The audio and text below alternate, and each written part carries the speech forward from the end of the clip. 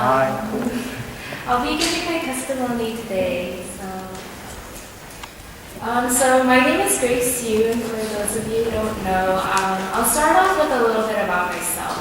So I grew up I was born in Glendale, and I moved to La Cañada when I was 7, and I've been here ever since. I went to La Cañada High School, and then for undergrad, I went to USC, and now I'm in one of their graduate programs. I have a brother who's 2 years older than I am. His name is Eric, and he is the most important person to me. And in my free time, I like to watch a lot of TV shows. I like to cook, and I really am interested in academia, so I really like learning. So I grew up in church. I've been attending church with my parents since I was born. So growing up, church was a routine for me. It wasn't something that I chose, but it was just something that I did for my parents. Especially because I saw how heartbroken they were when my brother decided to stop going up to church in high school. So my story with my walk with Christ actually begins in college. So my upbringing, elementary, junior high, and high school, molded me into someone that became very attached to people. My parents had a very healthy relationship, healthy marriage, because they always relied on each other and they always supported my brother and me. So I had this mentality that everyone was so supportive of each other, and that's how I felt about everyone. So I became attached to a lot of my high school friends, and after high school, we all went our separate ways because we went to different colleges. When I look back to elementary, junior high, high school, I don't think I lacked anything, but that was the problem, the fact that I didn't lack anything. I was in a bubble and there was a protective shell over me. So after high school, freshman year was enjoyable. I had this newfound freedom that I took advantage of. I met a really good roommate and I learned a lot. My roommate and I decided to room again my sophomore year, and I was really excited for it, but the beginning of my sophomore year, she started dating someone, so I was all alone. I literally had no one. I hated going to class because I knew when I came back from class, I would have no reason to leave my room again because I didn't have anyone to see, I didn't have anyone to eat a meal with. And I told you that I get really attached to people, and not having anyone really was hard for me.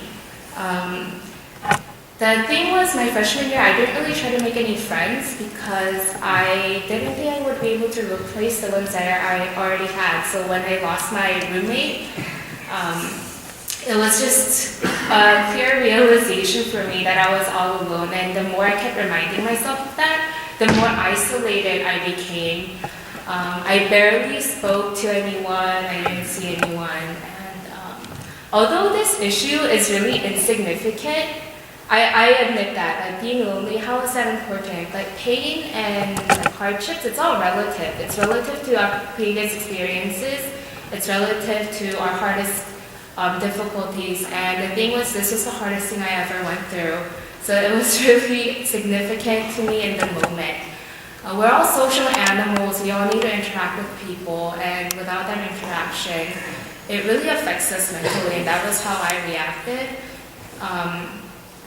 But through all of this, there was one person who reached out to me.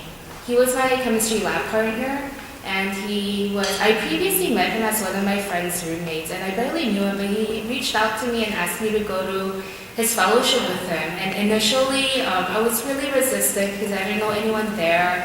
Like meeting people just took too much energy. It was such a chore. But he was he kept asking me every single Wednesday and Thursday to come out with him for 4 to 5 months straight. And just his dedication, I thought, deserved for me to go out with him. So I went to his fellowship, and that night, it was the first night I felt God's presence. It was a cold room, but I felt warm.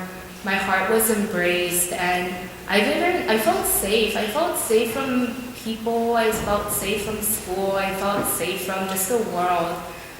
It was just pure joy that I felt that night. So I decided to just keep going out, meeting people, and the thing that kept me staying was the people really didn't show me their love, but showed me God's love. it made me realize that us as humans are so limited, but if we surrender ourselves, we can be God's instrument. And that's what they did. They surrendered themselves to God and helped me when I didn't even know them. So I spent the rest of the year getting to know people from the fellowship, and I joined their Bible study too. And then through that process, I really learned the character of God.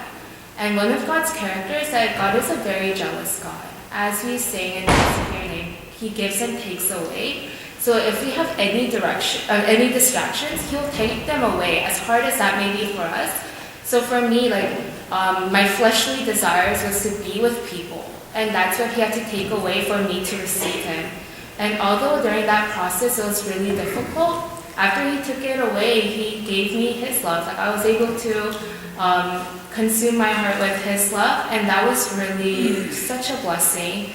I spent the rest of the year just learning about Him, and then God guided me to become a Bible study leader at a different fellowship in my church. So He guided me away from the fellowship that I was receiving from and told me to serve at another one.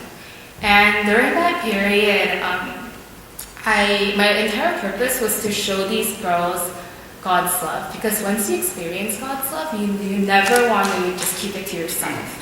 That's the best part. It's just that selfless character of His love and just how that influences you. God's love is so important because we don't deserve anything, right? I didn't deserve my parents, I didn't deserve my friends.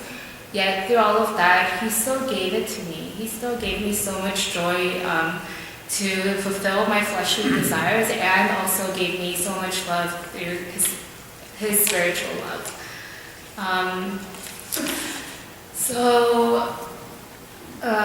Although my parents were my greatest gifts, they were also my worst distractions. But I'm coming to realize that I need to make my own relationship with God first, and not through my parents. So I decided to go to church for myself for the first time my sophomore year in college. It was not to satisfy anyone else, but it was for myself, and it was just me and God, no distractions, no one else.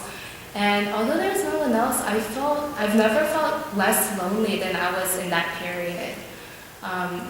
So as I experienced more and more of His love, I was directed to God to actually come to this church after. And then I was directed to serve here, and it's been such a blessing. I think one of my greatest blessings from God is being able to be thankful for everything that I have. That's really important, not to take things for granted. And just having that, or being blessed with that heart really makes every day a true joy. I hope and pray to continue this lifestyle where I'm able to just be thankful for everything that I have, and just always desire a stronger relationship with Him.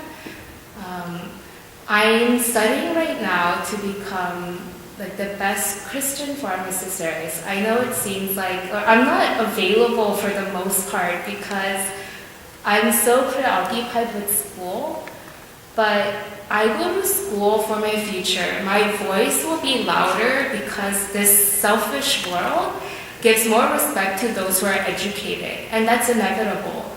But I can take advantage of that because I know the words that I speak with a graduate degree will be louder than the words that I speak now. Although my time in undergrad is the testimony that I share right now, I am a living testimony at this point. My struggle with distractions and pride is something I'll deal with for the rest of my life, but these hardships will just bring me closer and closer to God. Thank you.